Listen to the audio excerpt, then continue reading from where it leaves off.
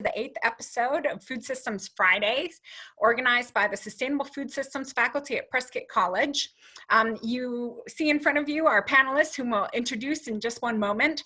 But my name is Robin Curry, and I'm the director of the Master of Science in Sustainable Food Systems program, which is an intentionally online program since its inception that seeks to support students in their efforts to build more sustainable food systems in their own communities. College towns seem to collect a disproportionate number of academic activists, but our hometowns need us, and they need our students to be applying what they're learning in the classroom to improve their food systems.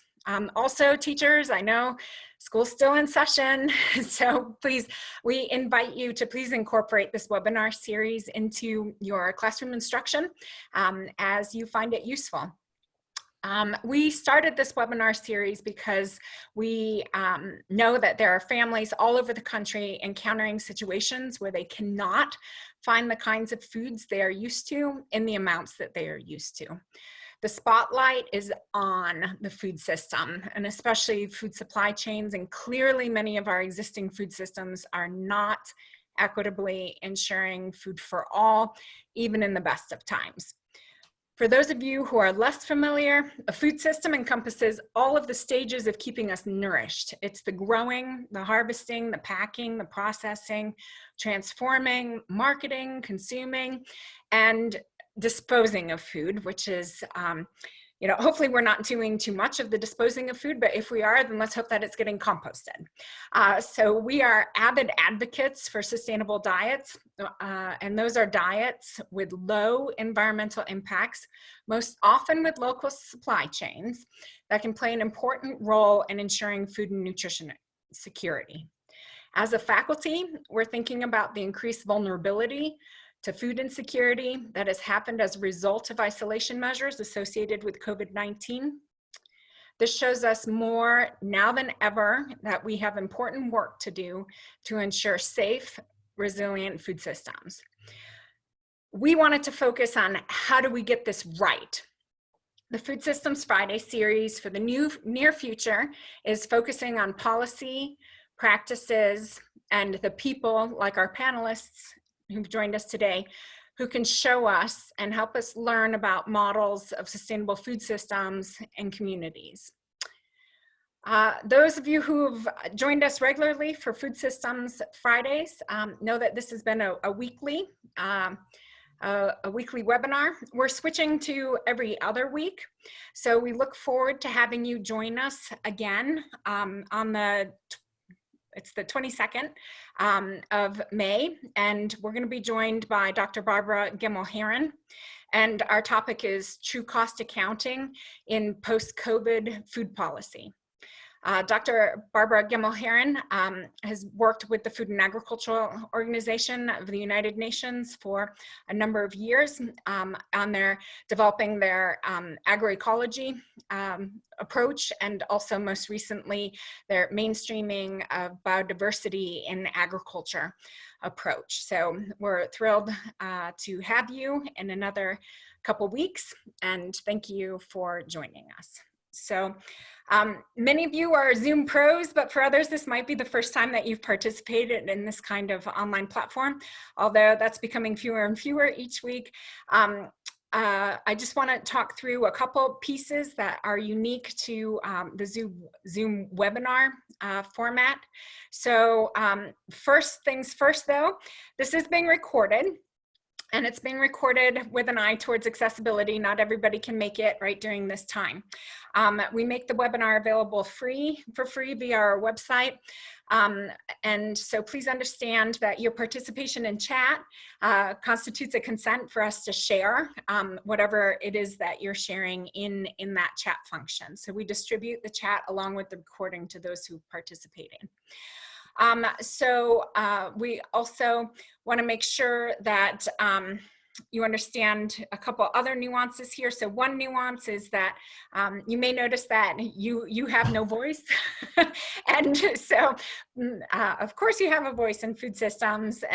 But for this particular format, please notice the chat function. So if you hover your mouse to the bottom of the page, you'll see that there's like a little bubble from the old cartoon days, and it says chat. And you'll see that there's a little to box in there if you all click on it, and you have the option of communicating with all panelists and attendees.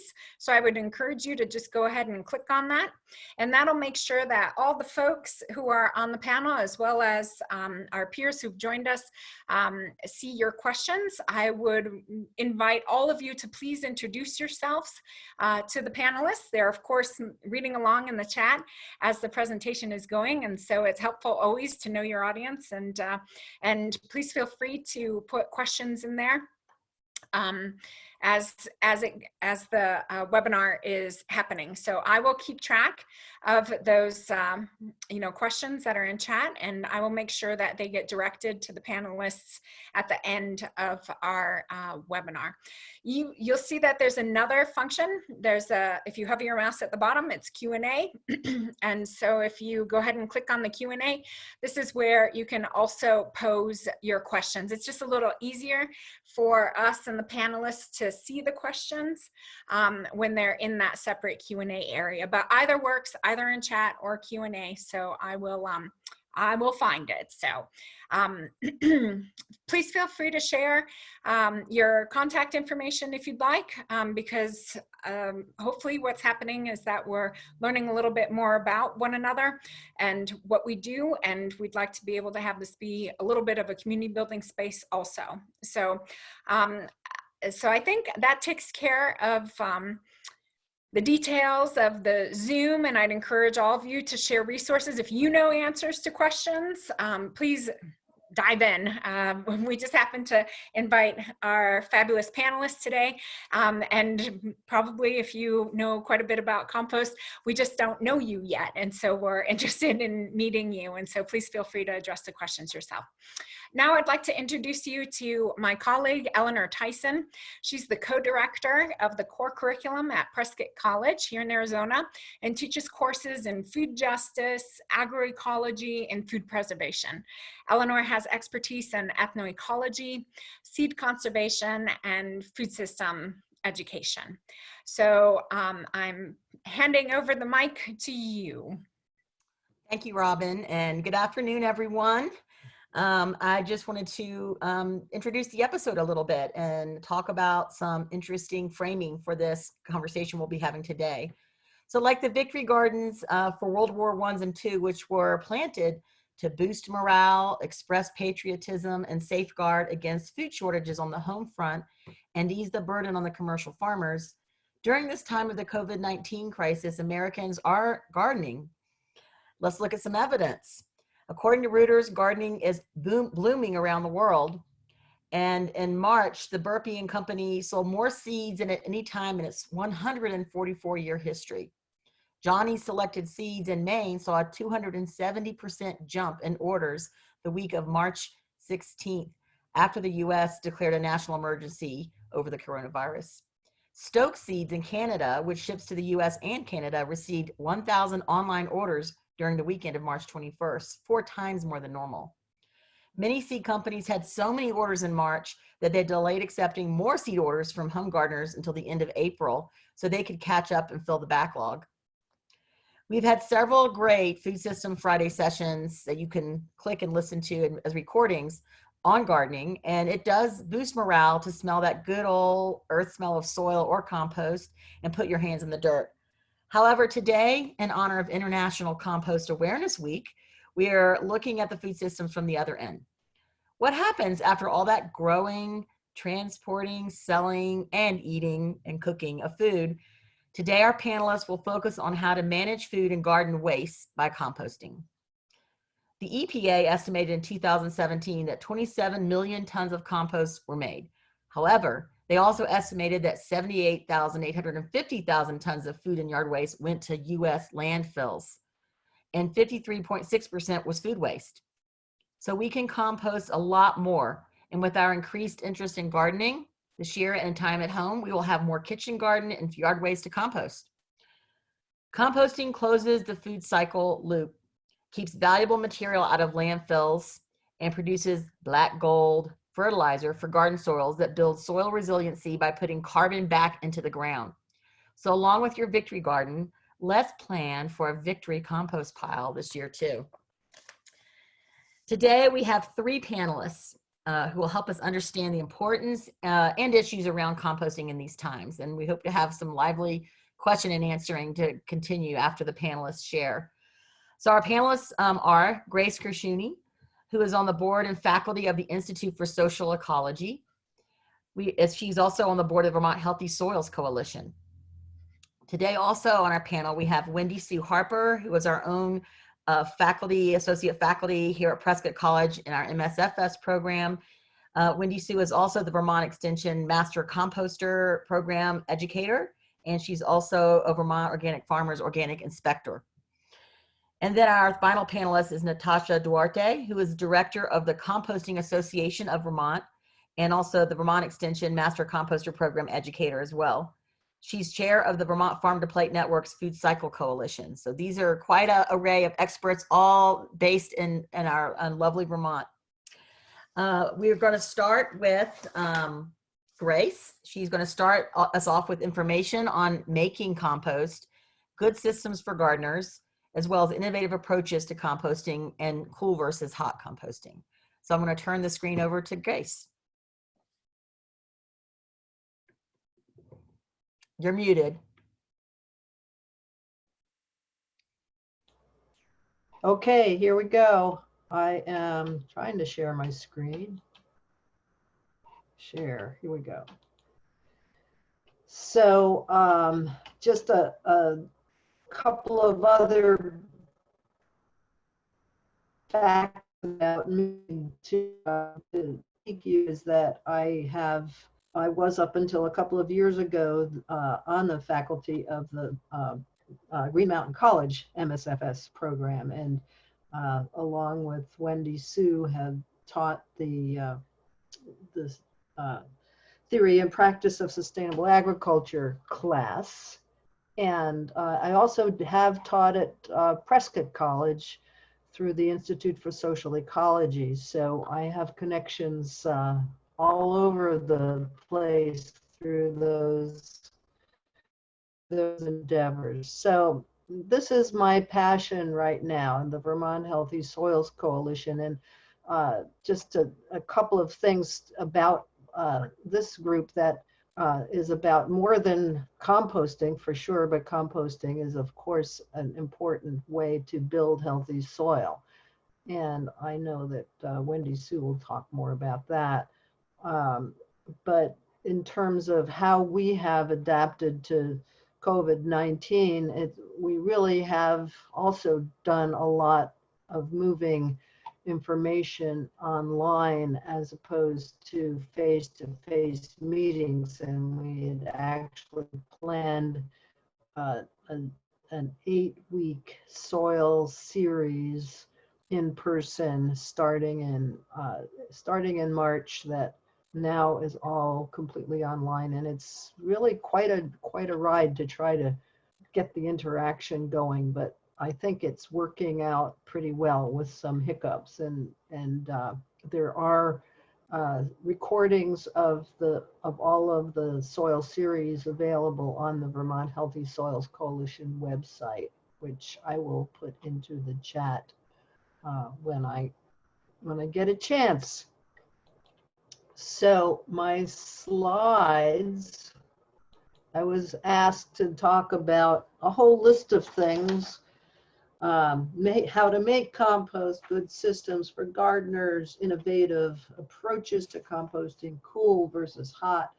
And I thought, well, you know, I did write a book and it would take a lot to cover all of those things adequately, but I found this great infographic by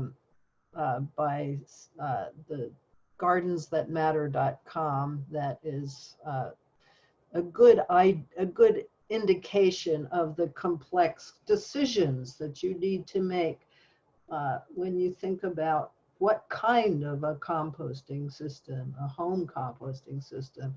We could go beyond this in terms of what we could do in terms of community composting and commercial composting and farm scale composting.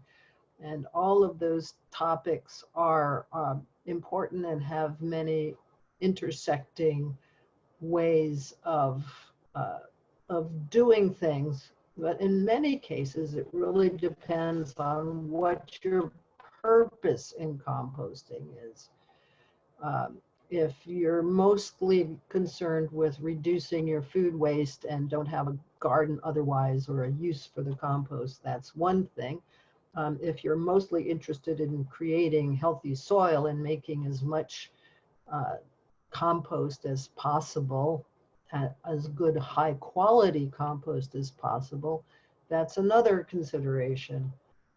If you've got lots of time and space, that's one set of resources that makes it helpful. If you're in an urban situation or a suburban situation where you have limited space and concern about neighbors and that sort of thing, then you have other options available. But just about any place you can compost, even in an urban apartment, and I've done that with a worm composting bin. So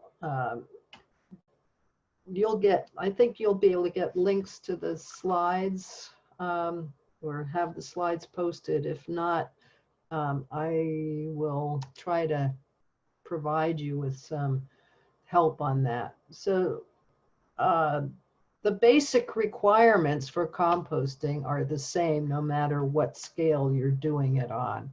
Grace, I'm sorry to interrupt, but we're not seeing your slides right now. We're looking at the Vermont Healthy Soils Coalition. Oh, so okay. I wonder if you might, look at the share screen again, just to make sure we're all on the page. Okay, I have to change it to screen as opposed to just the one thing. How's that?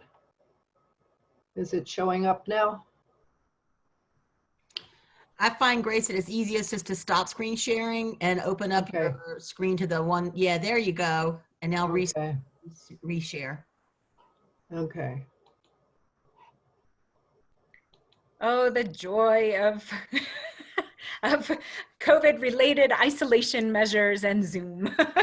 So I'm going to try to go back to the previous one that I was talking about, because nobody will have known what I was doing, and it won't let me do that. Okay. I'm going to go to, so, okay, here we go. Start from the beginning. Okay, you still see it? Now you're seeing the first slide? Okay. Yeah. So this is what I was talking about, all of these different options. And hopefully these slides will be available to you when we're all done, and that link will be posted for you.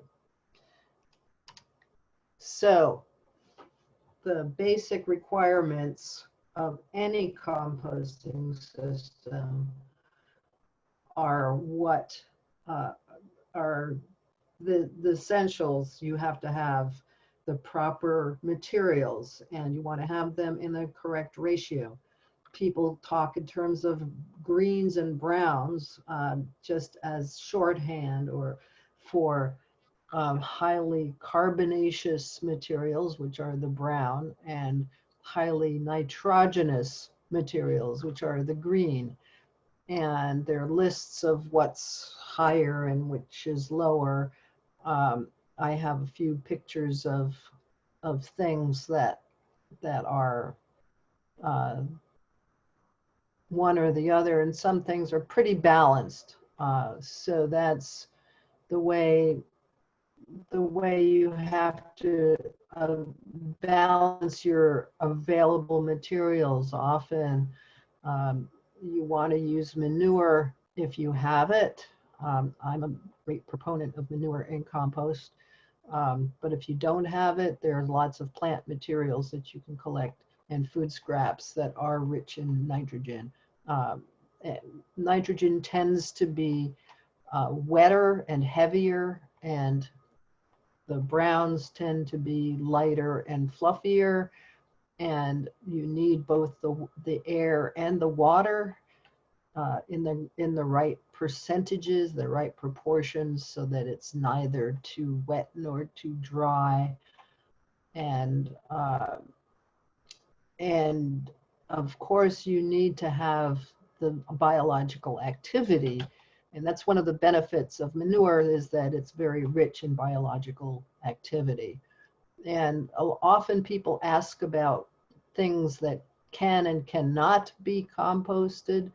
Anything that was once living can be composted. That is the bottom line. Now, in some cases, things like meat scraps will attract vermin, and people want to make sure that you're not in the right in a place that's accessible to those kinds of critters that will get in. And you can even compost entire cows, and there have been several manuals produced that teach farmers how to compost mortalities. So you can compost anything. And I will just move on, because these are things that you can find information about in the various literature that's out there, and there's a lot out there. So there are lots of different systems. I have some pictures that I stole from the internet, some of them are, at least one of them is a picture of a compost pile at my place, which is, oops, I just went back, and I don't know how to go back. So I will try to go back and start from the beginning and go through it again so that you can see that one. There we go. This one up here in the corner, which is now covered by my gallery view, is my favorite way of doing it. It's the very easiest thing you can do if you have the space and not a lot of neighbors to complain, and that's a simple pile, preferably in a sheltered spot, preferably kept covered at least by a layer of straw or hay, so that it doesn't get soaked in our climate or lose its water in Prescott's climate. And then there's an example of a more traditional sort of 3-bin system that was that I photographed at Cobb Hill Farm in Vermont a few years ago. The one in the middle is a series of experimental home garden setups that was put together by the Rodale Institute. So they are testing the different systems. Simple straw bale system here that just requires putting a bunch of bales around an area where you're enclosing to compost, and a trench composting system, so that it's kind of like a concept of lasagna gardens, if anybody's familiar with that, and a couple of really cool DIY home-built composting systems, a drum composter that would be just as good as any of the expensive store-bought ones, and also keep out the vermin, simple to use, probably a little bit complicated to build. a three-tiered milk crate composter and a commercially available metal, well aerated composter. So there's lots and lots of variations on all of these systems. So innovative systems, there are so many different approaches. Worm composting, that was how I managed to compost in my apartment in Washington, D.C. for a couple of years with worms. And there are questions about biochar, and this background here is a picture of a pile of biochar compost that I just bought to try out in my garden. So the important things that you want to pay attention to are whether you're using an aerobic versus an anaerobic system. Most home compost is aerobic. You want so that you're encouraging the growth of fungi, which tend to require good aeration. And anaerobic systems do exist, such as those that are used to generate biogas. The biogas digesters are a way of anaerobic composting, as well as the bokashi system of indigenous microorganisms. Hot versus cold, I know that people think that compost has to get hot, and it certainly does have to get hot in order to be accepted for use on certified organic operations. And I'm not entirely sure I agree with that requirement, but it is a way to make sure that any pathogens and weed seeds are killed when it's hot compost. Cold compost is more of my style. It's sometimes called let it happen compost, and it takes a lot longer, and it means that I have I only turn mine once a year, and after 2 years it's usable, and that's fine with me. But if you want it fast and you want it with pretty sure that it's not going to harbor any diseases or weeds, then you want to have it hot, and you have to do some more work or have one of those tumbler systems that allows you to turn it very regularly. There are all kinds of pros and cons of many of these things. Some of these are popular amongst certain areas and proponents. I have seen some really good work done with using coils in the compost pile to capture the heat of the composting and use it to heat a greenhouse, for example. Hugelkultur is another sort of sheet composting type system that has been popular in the permaculture arena, where you have a mound of woody brush and debris that you then cover with with leaves and soil, and you can maybe add some garden debris and keep doing that and just letting it rot down over time, and it makes a nice loose planting bed that you then have. It's especially helpful where you have heavy wet soils. Human manure is a subject dear to my heart, and is basically just composting human waste. Many places where septic systems aren't feasible use and allow composting toilets.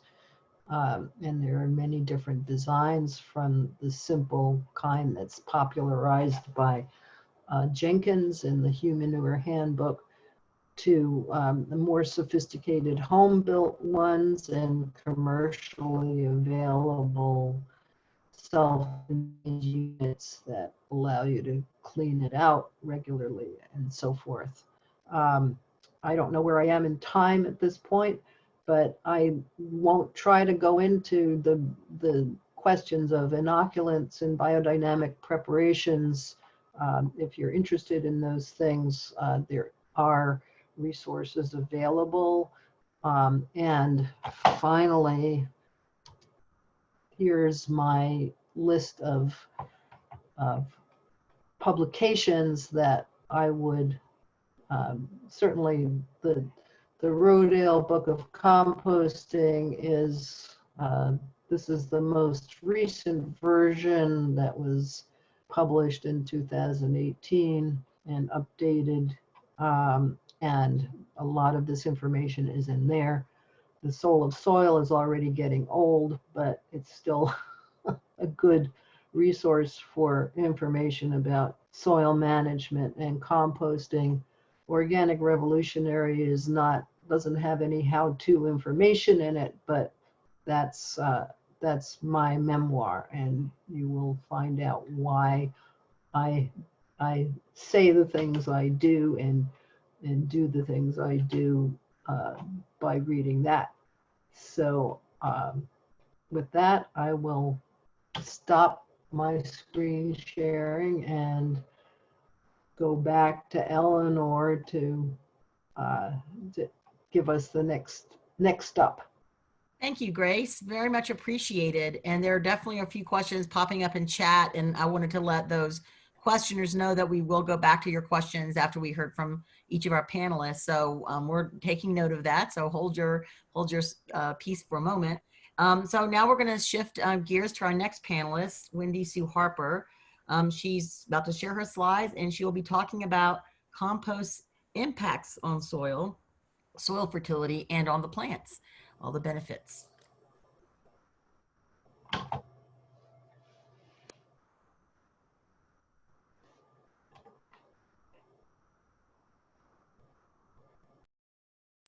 Wendy, you're muted, Wendy Sue.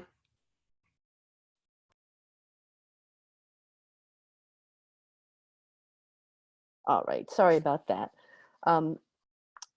I'm going to talk to you today about how compost benefits your soil and your plants. But the first thing that I want to say is that we are not the only organism that makes compost. This is the brush turkey, and it is one smart bird because it can make hot compost. It is one of those mound building birds. This one happens to live in Australia, and its Latin name means big feet, and this is because the chicks have very big feet, because the male birds build these big compost mounds. They're 12 feet across and 4 feet high, and they maintain the temperature with their beak. They stick their beak in to see if it's too hot. They'll brush leaves off. If it's too cold, they'll brush more organic matter on. And the female lays the eggs in the mounds, and the heat of the pile incubates the eggs. And the chicks, when they're ready to hatch, will break through the shell, and their big feet will dig them out. And once they're out of the pile, they're pretty much on their own. The eggs of the species are adapted to be being buried. They have a thinner shell so that oxygen can diffuse into them. And they lay about 20 eggs clutch. So there's a bird whose ecological survival depends on being able to make hot compost well. And, you know, sometimes gardeners find that it's very difficult to make hot compost. So maybe this bird can be the mascot. In any case, though, I think the secret is this bird is known to get all carbon from all mulch that anyone puts down anywhere to build their mounds. They kind of steal the carbon away and put it in there. And the problem for a lot of home gardeners is they don't have enough carbon. That's what I suspect anyways. So this slide is my plug for getting a soil test. get a soil test before you add any soil amendments or compost to your garden. This is really important to do. And universities often have low-cost soil test kits that allow you to do that. And the thing about university soil tests is that in order to make recommendations, oftentimes they've used information from soil that occurs in their state. So the tests are accurate and represent where you live. And the extractants they use to determine what's present to make the recommendations are designed to work best with soils in the state where they are. And what soil tests can do is they can help you in a number of ways. First, they give you baseline information of what's there in your soil. And second, they can tell you what your management has done over time. So you can figure out how well you're doing. They can also alert you to problems like heavy metals or too much phosphorus and things like that. So questions like, how much compost should I add? And what have past organic matter additions done to my garden can be answered with a soil test. And it's good not to spend time and money on something you don't need that, wastes money and may end up being an issue with pollutants. Especially in Vermont, we have an issue with too much phosphorus. Okay, so a lot of what I'm talking about today has to do with soil fertility. Or soil health. People will call it either one of these things. And so I thought I should define, and soil fertility is the ability of a soil to provide a physical, chemical, and biological environment for the plant that is health sustaining. And this really is a long-term ecological soil management-based perspective. And you'll notice there's a little stool on this slide. So we have physical, biological, and chemical. And if any of the legs of the stool is short, it will fall over. So we need to address all of these things, and compost does help us do that. And I want us to understand how to manage compost in our garden and to understand what it does to the soil physically, chemically, and biologically. So what does compost do for our soil? First, and this is the things that it does chemically, it's a source of nutrients. It provides nitrogen, phosphorus, sulfur, and also micronutrients. And compost, the organic matter part of the compost can hold the micronutrients in a form that's available for plants, which can be really helpful. It also can complex toxic heavy metals and even aluminum, which these things tend to be more present in acid soils, and the more acid a soil gets, the more available they are. So compost or organic matter can lessen the impact of these materials in soil. And organic matter, including compost, they carry negative charges and have the capacity to attract positively charged ions. And we call this capacity the CEC capacity. So organic matter in soil or compost can hold things like potassium, that's K with 1+, or calcium, Ca2+, or magnesium, Mg2+. All of these things are really important nutrients for plants, and they can be held in an exchangeable, available form on organic matter. And if you have a sandy soil, it's one of the only places you have. It's like a pantry for the plant. It holds these things in a form where the plant has access to them. But if it rains, they don't leach out. So it's kind of important. And it also helps with the pH. It keeps the pH kind of stable, and compost will keep the pH in a range that most flowers and vegetables like. For physical, organic matter has very high water, 4 to 5 times the amount that clay will hold water. So it really does help with droughty conditions, and will help in times when water resources are low. It also promotes soil aggregation. And if you think of like cookie crumbs in your hand, you see that sort of crumbly structure that soil has. That is aggregation, and it will help promote the formation of soil structure. And this improves soil tilth, and tilth are all the physical properties related to plant growth. And it improves aeration, the air going into the soil. It improves drainage. And also all of this means you get less erosion, because if water can get into the soil, then it doesn't travel over the soil and pick up particles and start eroding things and create a problem. And then lastly, biologically, it's food for organisms. It's really the foundation of the food web, and I'm talking about organic matter. The foundation of the food web is food, and I'll show you a slide on this in a little bit. It's also a bio-inoculant. It has a lot of organisms that like cool temperatures. We call that mesophilic. They like medium temperatures, versus hot compost has thermophilic or heat-loving microorganisms. And these guys are really helpful in soil systems.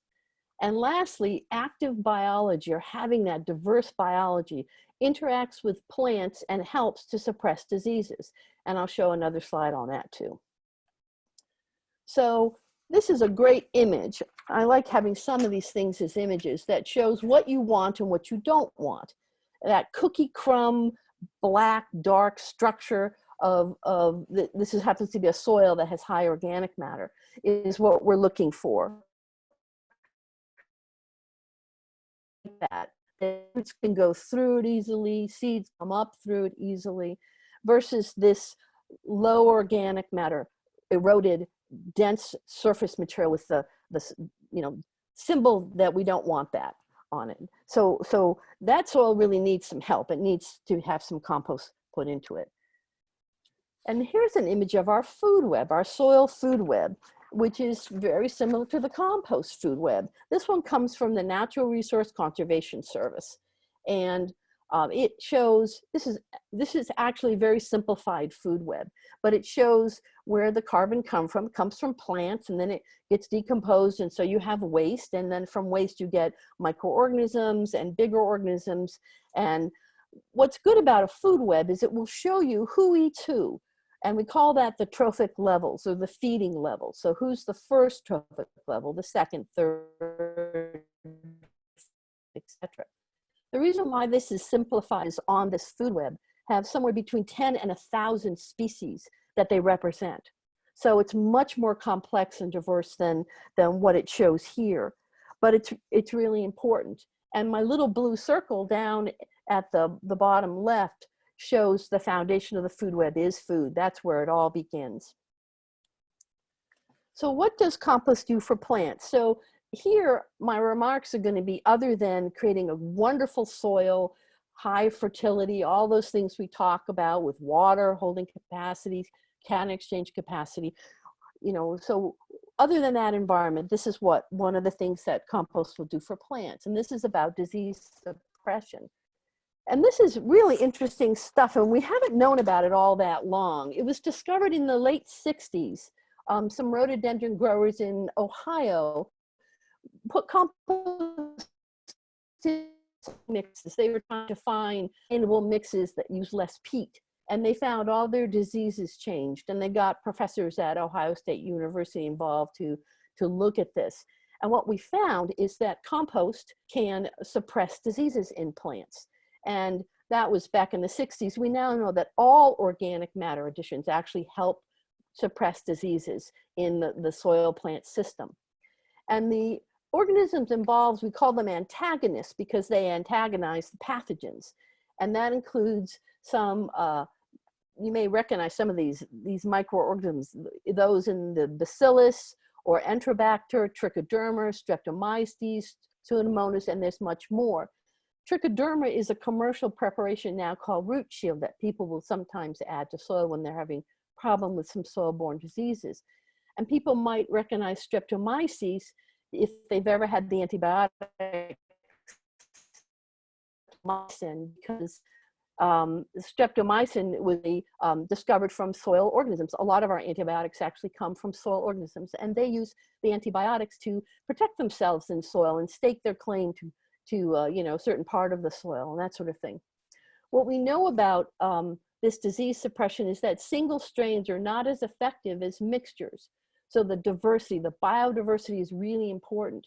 And the mechanisms include things like antibiosis. Now, this means that the microbes are producing antibiotics that kill the pathogen.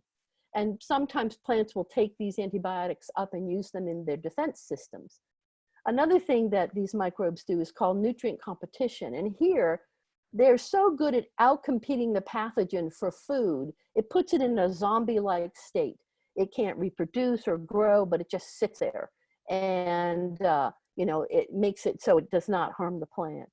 And then sometimes they just go and kill the pathogen, and that's called parasitism. There's another one called hyperparasitism too. Another thing that's less common is essentially a plant vaccination. And this is done several ways where the microbes interact with the plant and turn on the immune system of the plant and make it less susceptible to diseases. Now, scientists are still working on this because we don't completely understand it. You know, some diseases are easy to suppress, some are hard, and some it doesn't work at all.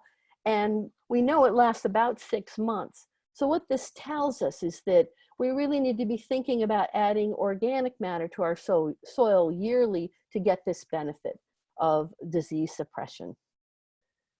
So what does compost do for you? It does a lot of things. When you compost, you decrease the bulk of the pile, so you're moving less weight around. Also, carbon goes as carbon dioxide, so you end up with more nitrogen in every move. If you're composting manures, you reduce your odor so that if you're near neighbors, they won't complain. And hot composting, as Grace said, will kill weed seeds and pathogens, and cool composting provides more disease suppression because you haven't semi-sterilized the pile. You're really turning your organic waste into humus. You're humifying the material, and that's a slow release fertilizer. It builds soil resilience. Soils that have organic matter additions are more resilient to climatic conditions. And you're taking waste, and I know that Natasha will talk more about this, but taking waste and it becomes something useful. The gardener's brown or black gold, and you're saving money. So those are my remarks, and I'll take myself off of, there I am, off of screen sharing, I think. Thank you, Wendy Sue. Natasha. Thank you, Wendy Sue. You're still welcome. Sharing, but it should go away in a second. There we go. There I am. Yeah, there we have our next panelist. So please welcome our next panelist. And again, questions for Wendy Sue, just please keep them coming on the chat or the Q&A. And our next panelist is Natasha Duarte, and she is going to talk to us about some broader compost food system issues, the importance of closing the food system cycle, and best practices during COVID-19. Thank you very much. Can you all hear me okay? Okay, great. Oops, here we go. Thank you so much for inviting me to contribute to today's Food System Friday webinar. I love the idea, and we'll certainly be promoting yours, and might steal the idea and maybe get some other resources from Vermont that we can cross-share. I want to start by sharing just a little bit about the Composting Association of Vermont. We believe that increasing the use of compost in our communities will improve soil health, water quality, and our collective resilience to climate change. We promote this by supporting the production and use of compost as vital to soil health, as you've just heard so much about from Wendy Sue and from Grace. It also improves water quality and vital to compost health through practices that contribute to water quality, plant vigor, and environmental resilience. And we work to demonstrate the value of compost through education and outreach and policy initiatives.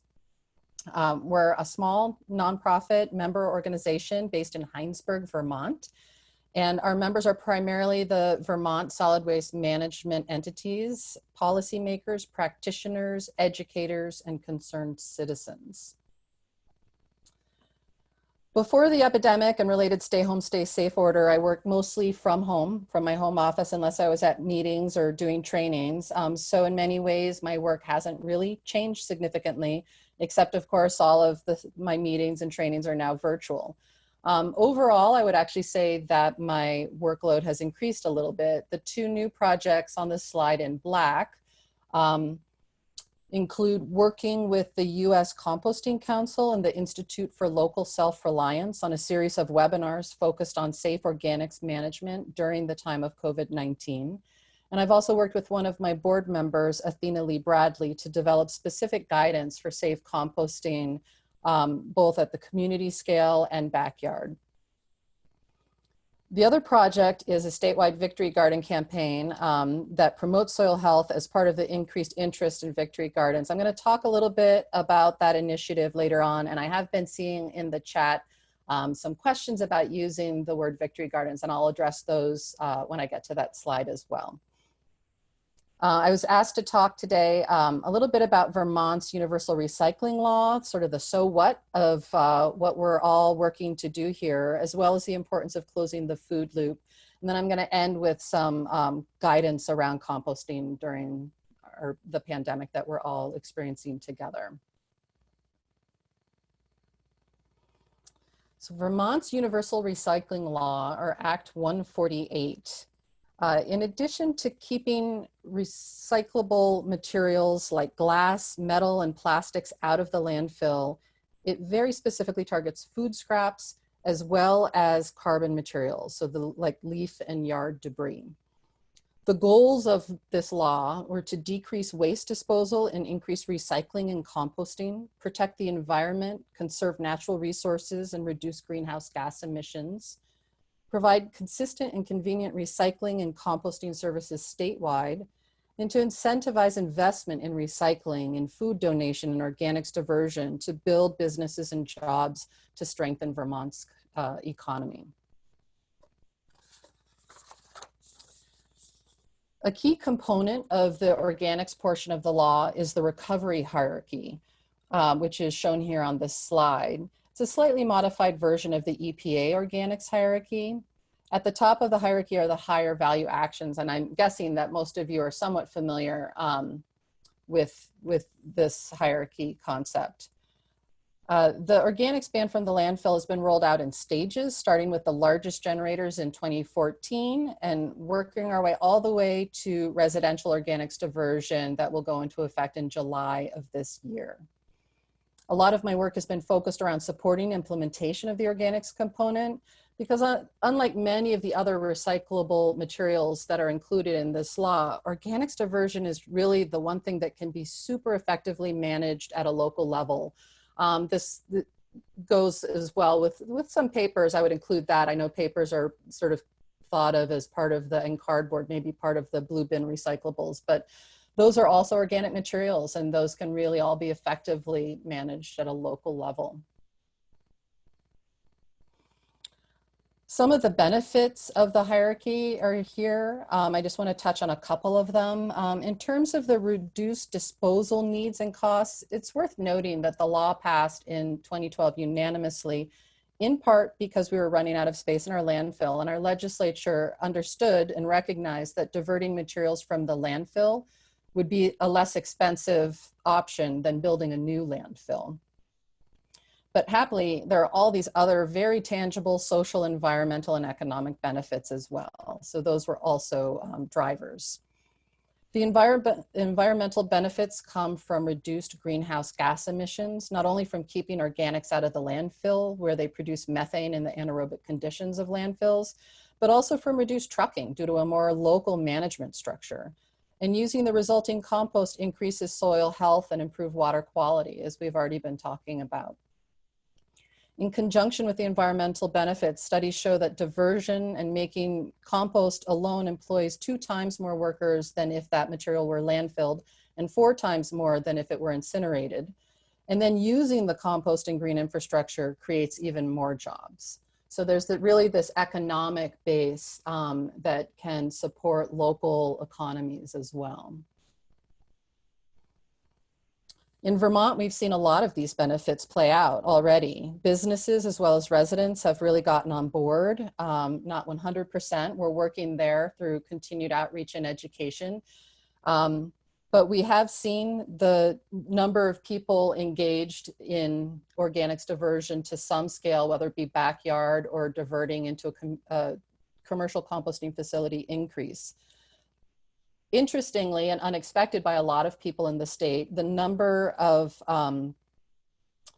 the food donation, the volume of food that's been entering the charitable food system in Vermont has almost tripled since we put this law into effect. And there are actually other states that have been looking at that component of Vermont's law from a Department of Health standpoint instead of solid waste management, thinking about how can we do this in, you know, in reverse, like really recognize that impact that a food waste law in effect can have on the charitable food system and into reducing and supporting folks who are experiencing food insecurity.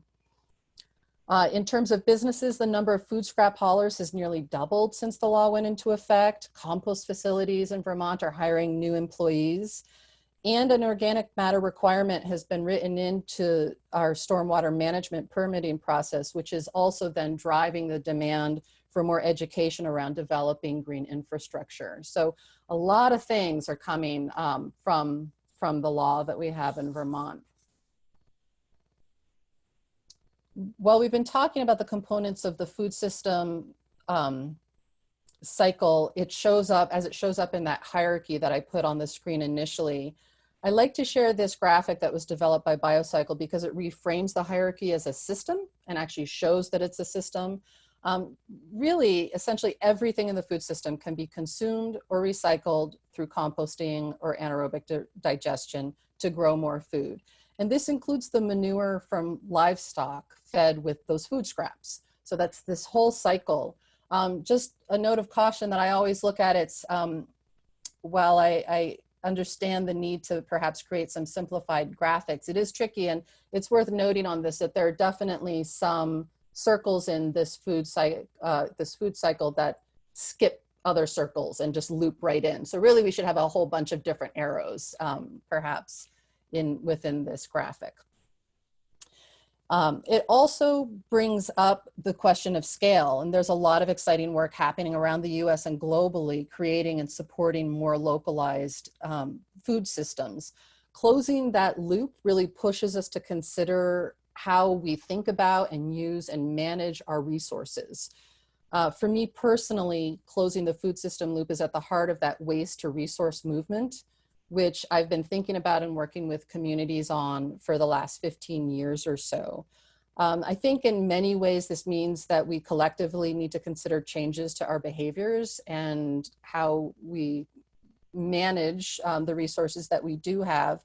And I think conversations like the one we're having today is a really great way to start really promoting these ideas and having these conversations more broadly. For the compost piece, when composting is used to enhance soil, it supports local food production and conserves natural ecology by improving the soil structure and maintaining the nutrients and carbon and soil microorganisms that you just heard Wendy Sue talk quite a bit about.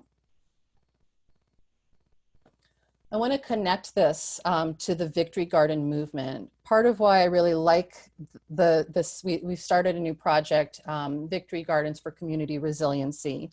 And I like it because it's a very concrete way to reconnect people with their food systems. So they're now rethinking, how do they plug into this? And a lot of this is driven by the pandemic and the fact that our supply chains are being drawn into question, which I think, not that the pandemic is a good thing, but I think any opportunity to get people to take a step back and think about what they accept as status quo is an opportunity worth taking. I do want to just comment about the term victory as being colonialism. There was a bit of chat about that early on, and I have a background in anthropology. I've done a lot of ethnoecology work, and I'm very sensitive to the impact that words and terms that we choose to use can have on communities. At the same time, I also think it's really important to use words that the community you're working within relate to. And so while we're talking about, our project is called Victory Gardens for Community Resiliency to really underline the resiliency piece, other terms are cooperative gardens, hope gardens, which is actually one of my personal favorite ones because it means you're looking forward to something and moving towards a different outcome perhaps. But really for many, COVID-19 has been a wake-up call about the supply chains and our resilience on the industrial food system and broader issues around resource management. Looking at historical data about the Victory Gardens that we started off this webinar hearing a little bit about, there were definitely a lot of people in those early movements who struggled with establishing their gardens and having, they sort of thought that they could just rip up their lawn and plant a bunch of vegetables and they'd grow. And there was really little mention of soil health as an important component of this movement. So that's why my organization got involved with this. We're coordinating with a lot of our gardening partners and the Department of Health and Mental Health as well, to develop this statewide campaign in Vermont around supporting the boom in local decentralized food production and promoting compost and all of the soil health principles as an integral part of this process. So we're sort of wrapping that cycle all the way back around, and people can really tangibly feel it and see it in their own yards now. And I think that can be a really empowering thing. There's a lot of conversation in my communities about whether, how long will this last if we just are going to go back to how it was. But I do think that every time, it's like a number of touches needed to really learn a new skill and to understand the value that that might bring. So we do have a new website up. I'm going to be continuously adding to that, but I welcome anyone to check out the resources and links that we have already. And if you have great ones that you'd like me to share out, please send them my way and I'm happy to do that. I do want, oh, sorry. No, you go ahead, Natasha. Okay, last slide. So I do want to just touch quickly on how the pandemic is impacting the composting industry overall, and just point out really that not all states see organic management the same. In Vermont, composting is considered an essential service on the side of the solid waste management, as well as on the side of supporting the food system. And differences in determining what constitutes essential services, which has essentially been left up to states to do, has led the US Composting Council to really double down on describing composting as an essential service. And they have a lot more information about that on their website. Composting across all scales can and needs to really be done safely. And that's really the bottom line. And that's always true. And it's especially true during the time of COVID-19. Guidance around this really comes down to use of personal protective equipment and making some changes to systems and operation management.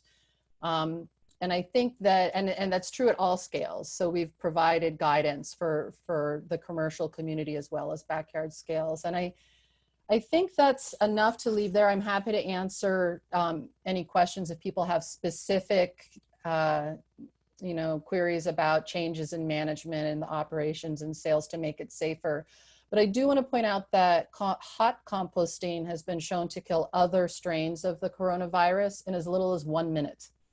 So that doesn't mean that if you're doing cool composting or a static pile or the leave it and do nothing composting, those aren't bad for, especially for backyard, those are still great. And the time that's inherent in those is also allows enough time passage to kill the coronavirus. So it's just a different process at play, but everything that we do know about coronaviruses is that composting is an effective and safe way to kill the virus and to deal with it.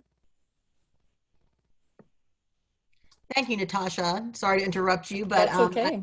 I wanted to make sure, as Robin put into the chat, to acknowledge that we just passed the 1 hour mark. And those of you that might have to leave us with obligations at the top of the hour, please check back with the recording to see more. Others of you that can remain, will be now turning our attention for the remaining 15 minutes or so to some questions and answers. So, Robin?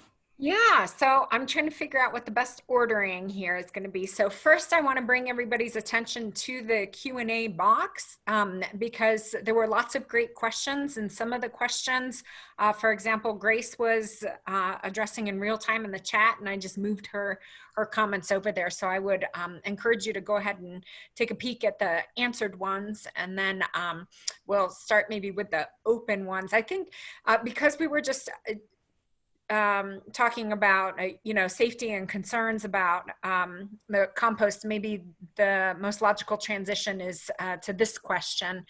Kathleen asks, what are the issues with using quote unquote unfinished compost? In terms of COVID-19 specifically, or in terms of other soil health or growing, vegetable garden growing concerns? It was an open-ended question, Okay. and so I think we Yeah. can, take the part that you're most comfortable with. I'll address that just quickly with COVID-19. There's no scientific evidence that shows that food scraps are a danger or more of a carrier. We are recommending in some cases, especially for community or some commercial scale places as well, are no longer accepting things like used Kleenex or tissues. And they're asking that you separate and have your food scraps, if it's from someone who has confirmed COVID, sit for a few days covered with carbon, like wood shavings or something, before they're integrated into the pile.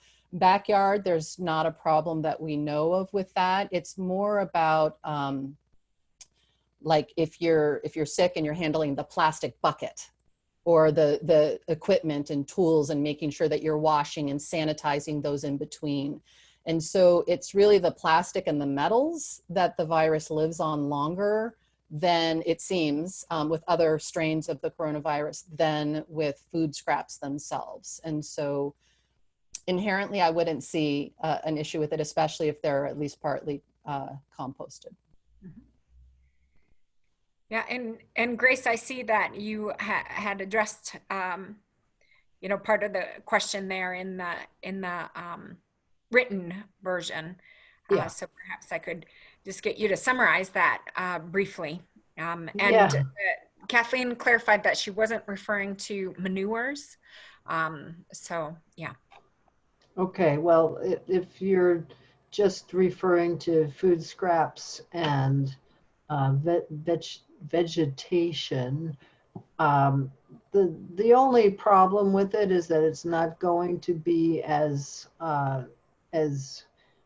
fine a texture, so you will be incorporating a lot of lumps and bits and pieces of recognizable scraps in there. If that's not a problem, then you can do that.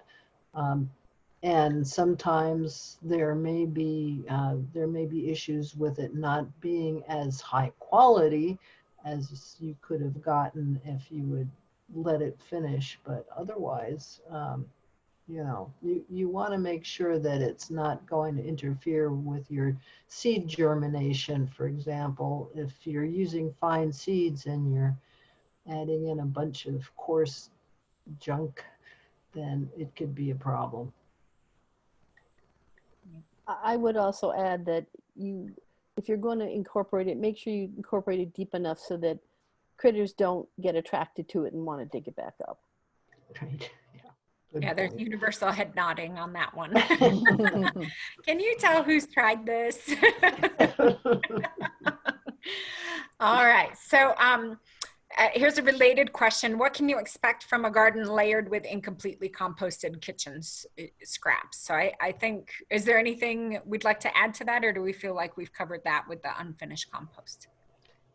Well, I think that once you have layered in, I mean, you can build what they call a lasagna garden with incompletely composted scraps, but you want to add, before you actually plant anything in it, you want to let it decompose to some extent, like at least over the winter, or for the first few months before you actually plant anything in it. So there's got to be some decomposition going on, having gone on, and add a good layer of garden soil or finished compost to the top, and it should be fine. Thank you. So there's a question, this one specifically directed to you, Grace. What are some of the best resources that you recommend concerning humanure? Well, there's the Jenkins book. I think I forget his first name, John Jenkins. Uh, the Human Manure Handbook that has gone through several revisions over the years. I think is probably one of the best sources. I am not sure where else there is something that is applicable for home human manure composting, but there have been plans out there, and I'm sure you can find them online for building your own composting toilet, which is what I've lived with for most of my time in Vermont until last year when I got a septic system for the first time. I would add that the Long Trail Association in Vermont has, you know, a series of composting toilets, and they've got all kinds of materials and specs about it as well. Yeah, thank you. So some of the other questions that were asked, there was a question about biochar. You know, what can you describe what that is? And so I did provide a basic definition for folks, but so perhaps maybe we could get the panel to comment on, you know, its use. So what's its appropriate use in the garden, in the home garden? And is this something that you would do at the home scale, or is this something that's more frequently done at a commercial scale? Well, biochar is basically charcoal that's been inoculated with either compost or specific microbial cultures, particularly fungi. And it has a whole lot of controversy about how it's hyped. It's not a silver bullet, but it is generally a good way to introduce more stable carbon into soil and to provide more habitat for microbes. And the carbon is used by microbes to also build their bodies and build carbohydrates. I think that you can buy various composts that have biochar in them.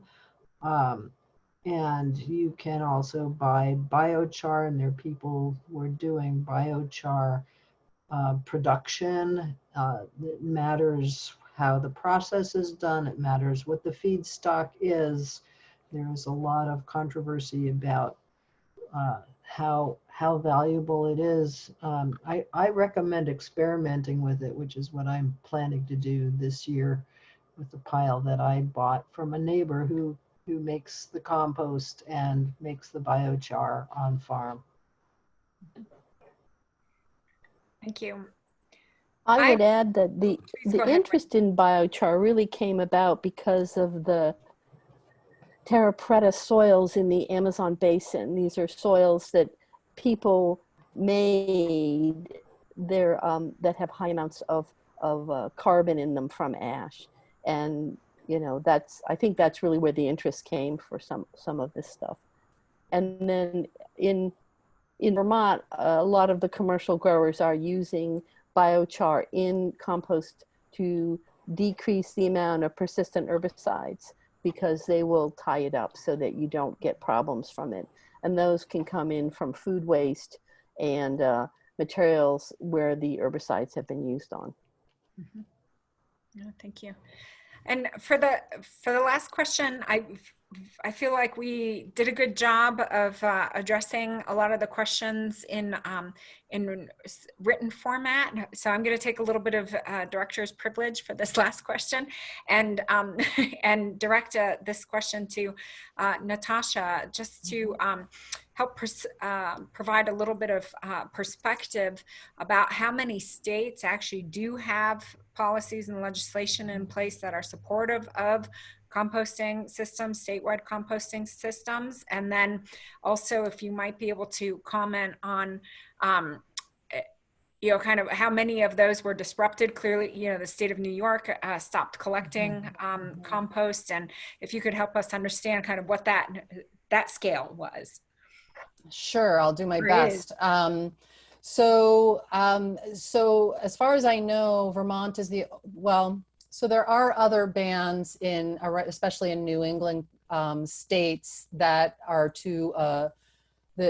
a lot of the bans are based on the generator size. So how, like, you think of your big institutions or hospitals, universities, large grocery stores, Costco, so a lot of them target these larger generators as sort of like the low-hanging fruit, if you will, right?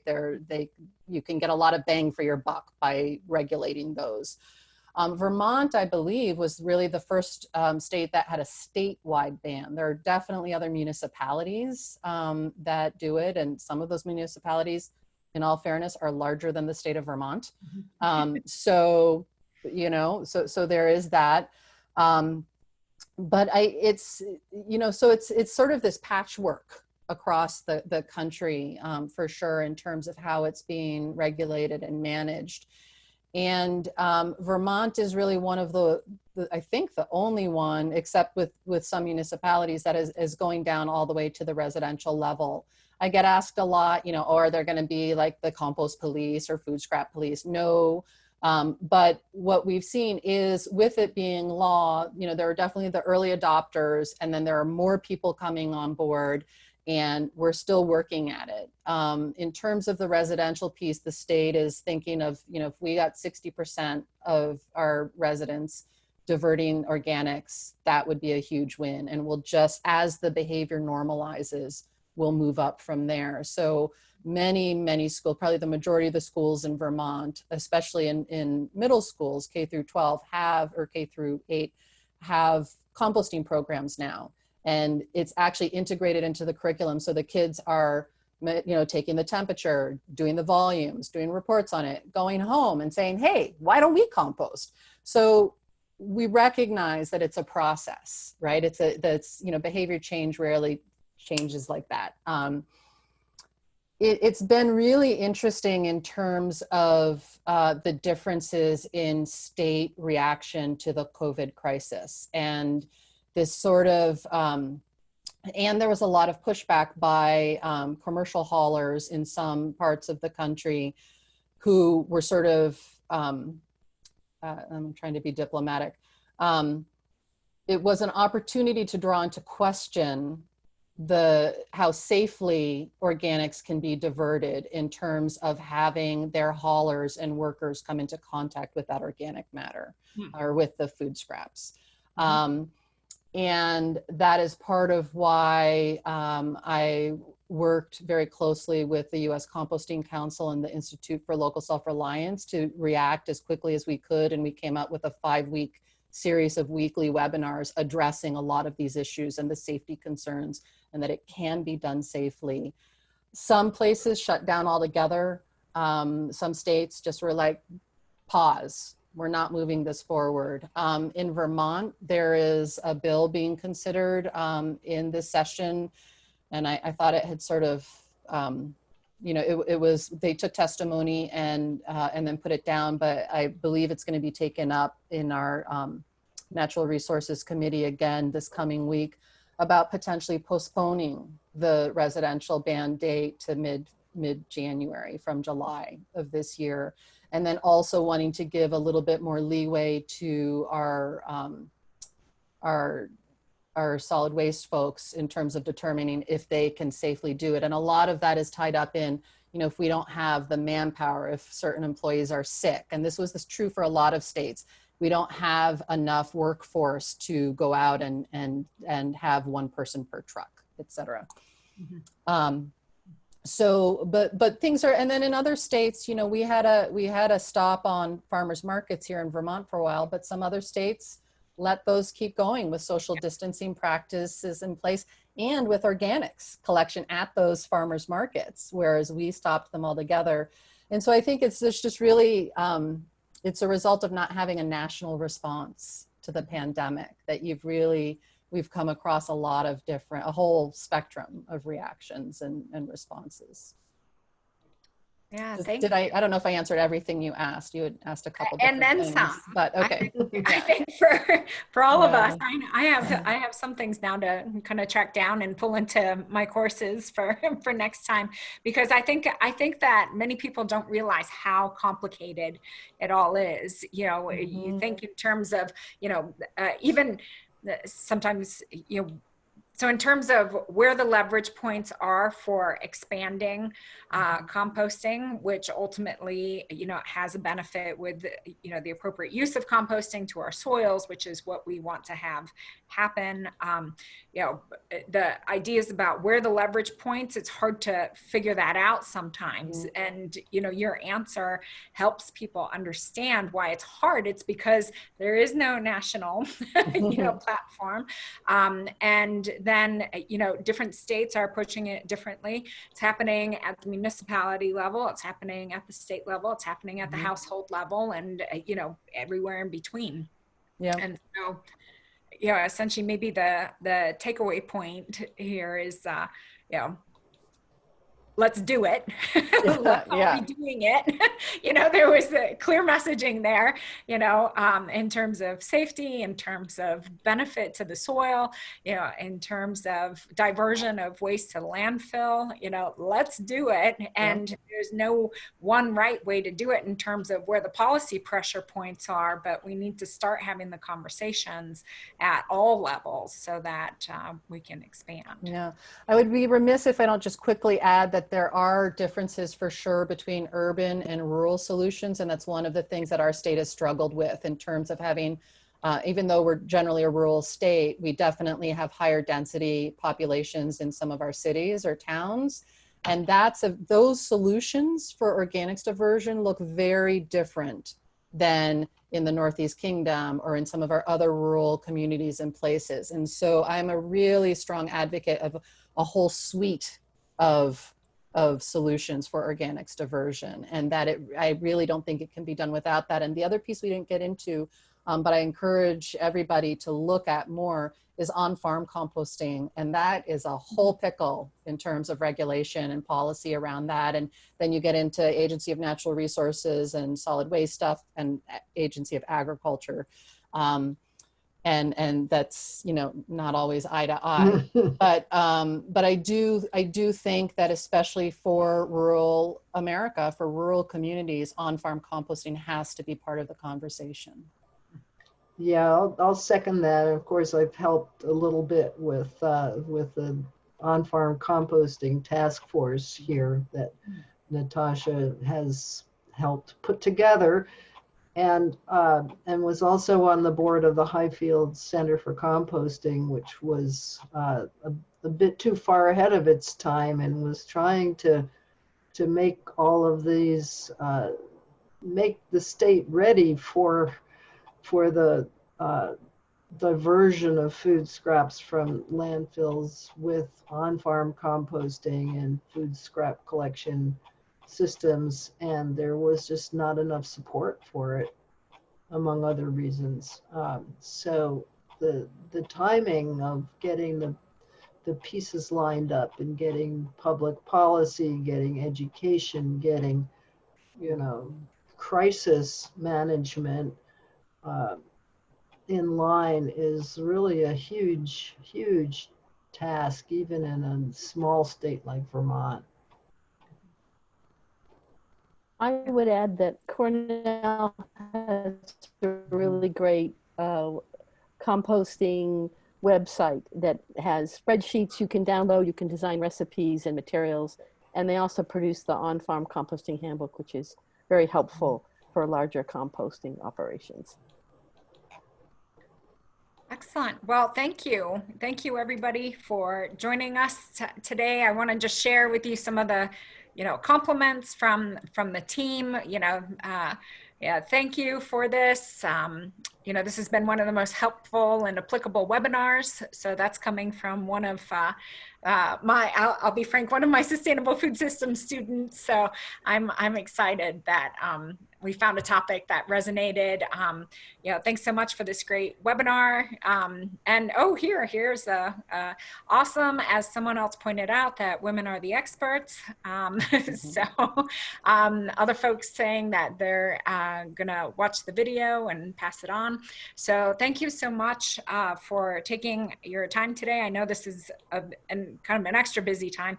For those of you in Vermont, it's to make sure all of your plants get covered before the snow hits of all craziness. So anyway, so there's that. But thank you, Eleanor, for facilitating the conversation today. And you know, all of the guests shared their contact information, and so thank you so much. Feel free to reach out to them directly. They all said you can find their information and reach out with further questions or follow-up. So thank you, and we'll see you again in 2 weeks on Friday at 3 p.m. Eastern time and noon Pacific and noon Arizona time. So thank you very much. Thank you, Robin. It's been a pleasure. Yeah, thanks everybody. Thanks, everybody. Yeah. Bye. Thank you. Bye. Bye-bye.